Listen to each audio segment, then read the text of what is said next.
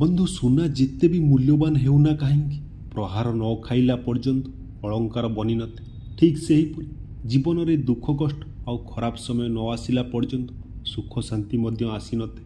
ସେଥିପାଇଁ ବନ୍ଧୁ କେବଳ ଧୈର୍ଯ୍ୟ ଆଉ ସମୟର ଅପେକ୍ଷା କରନ୍ତୁ, ସବୁକିଛି ଠିକ୍ ହୋଇଯିବ। ଜୀବନରେ ସମସ୍ତଙ୍କଠାରୁ ସବୁ ଜିନିଷ ଆଶା କରିବା ଉଚିତ ନୁହେଁ। କାହିଁକି ଲୋକ ଏଠି ମୁହଁରେ ଗୋଟିଏ କଥା କୁହନ୍ତି କିନ୍ତୁ ମନରେ ଆଉ ଗୋଟିଏ କଥା ରଖିଥାନ୍ତି। ସ୍ୱାର୍ଥପର ଦୁନିଆରେ ଏଠି କାହାକୁ ଅତ୍ୟଧିକ ବିଶ୍ୱାସ ଆଉ ଭରସା କରିବା ଉଚିତ ନୁହେଁ। କାହିଁକି ଏ ଆପଣା ସ୍ୱାର୍ଥୀ ମଣିଷ ଏଠି ପ୍ରତି ମୁହୂର୍ତ୍ତରେ ତାର ରଙ୍ଗ ବଦଳେଇ ଦେଇଥାଏ।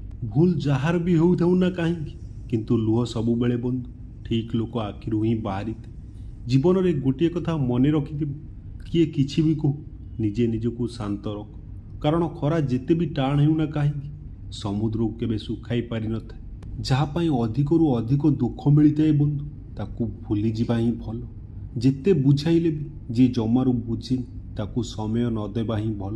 କିଛି ପାଇଲେ ତ ସମସ୍ତେ ହସିବା ଜାଣନ୍ତି ବନ୍ଧୁ, କିନ୍ତୁ ଯେଉଁ ମଣିଷ ସବୁକିଛି ହଜେଇ ଦେଇ ହସିଥାଏ ସେଇ ମଣିଷ ଜୀବନର ମାନେ କ'ଣ ବୁଝିପାରିଥାଏ।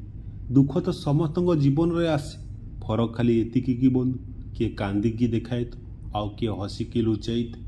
ଗୋଟିଏ ମଣିଷକୁ ବନ୍ଧୁ ସେତେବେଳେ ଅଧିକ ଦୁଃଖ ଲାଗିଥାଏ ଯେତେବେଳେ ତାର ଅତି ଆପଣାର ମଣିଷ ତାକୁ ପର ଭାବି ଶତ୍ରୁ ଭଳି ବ୍ୟବହାର କରିଥାଏ। ତ ବନ୍ଧୁ ମୋର ଏଇ ଛୋଟ ଛୋଟ କଥା ଯଦି ଆପଣଙ୍କୁ ଭଲ ଲାଗିଥିବ ତେବେ ଭିଡ଼ିଓଟିକୁ ଲାଇକ୍ ସେୟାର କମେଣ୍ଟ କରିବ, ଚ୍ୟାନେଲକୁ ସବସ୍କ୍ରାଇବ୍ କରି ସପୋର୍ଟ କରିବ।